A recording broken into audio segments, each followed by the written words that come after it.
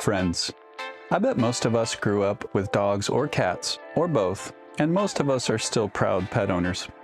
If I ask you to describe a dog's character, a bundle of traits will immediately come to mind. Fun-loving, affectionate, loyal, and protective, maybe bumbling or goofy. The same with a cat's character. Watchful, clever, calculating, maybe standoffish or uncaring. Of course, not every cat is a would-be sociopath, and not every dog is a cuddly goofball, although I have to admit mine perfectly fits the stereotype. So why are these cliches so relatable? Here's one thing I think may be going on. The way we talk about our cats and dogs tells us a little bit about our pets, but it tells us way more about ourselves. I think this stereotype about cats versus dogs is so common because it fits an assumption many of us have about the inner conflict between our heads and our hearts. Don't we tend to speak as if our heads and our hearts are very different places, almost like multiple internal centers of gravity with competing priorities for our lives and very different ways of seeing the world?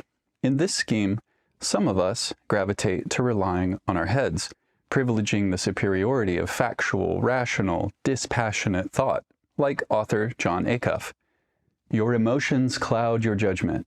In the fog of feelings, it's hard to see what's really happening. Data doesn't lie, though. It is not swayed by emotion. It is not subject to the drunken whims of feelings. For head people, desires and emotions and longings are constantly threatening to get in the way of wise decisions and appropriate actions.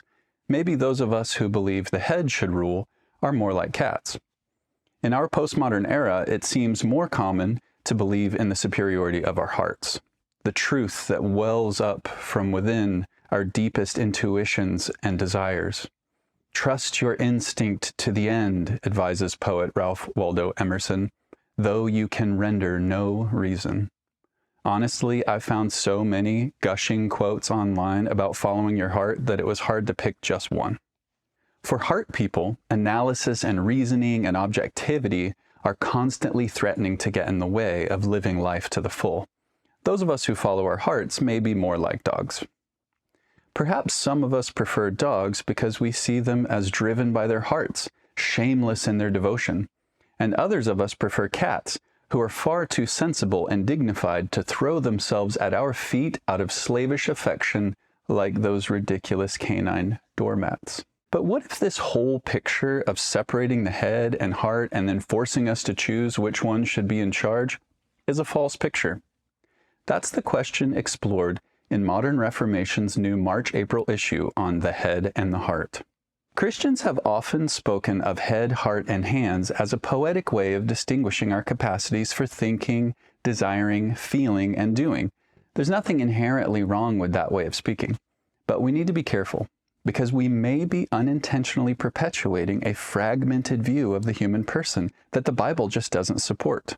If we want to think and speak more biblically, we need to realize that the Bible always treats human beings as having a single self, a single center of personal gravity inside us that is the source and seat of our thinking, desiring, feeling, and acting.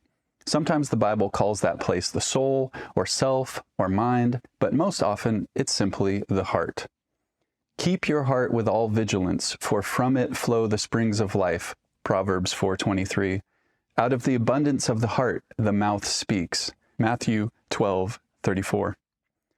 Our thinking, desiring, and feeling don't happen in different places. They don't have to be brought together because they aren't separated. That doesn't mean these capacities within our hearts are always working well together. In fact, they're often working together in deeply sinful and broken ways. But that's because who we are is fallen, the whole heart, in all its thinking, wanting, and feeling, and so the whole must be redeemed. The Bible does teach about two competing places or sources of our identity waging war within us, but it's not our heads and hearts. It's our old man, who we are in Adam, and our new man, who we are in Jesus.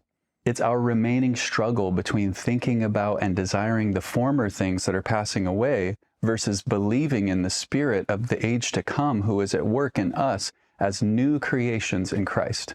Jesus isn't a head person or a heart person. He created and delights in dogs and cats equally. Jesus always thought, desired, felt, and did exactly what was good and right for us and for our salvation. By God's grace, we've been given new hearts that are being conformed more and more to His image, so that we may love Him and one another wholeheartedly.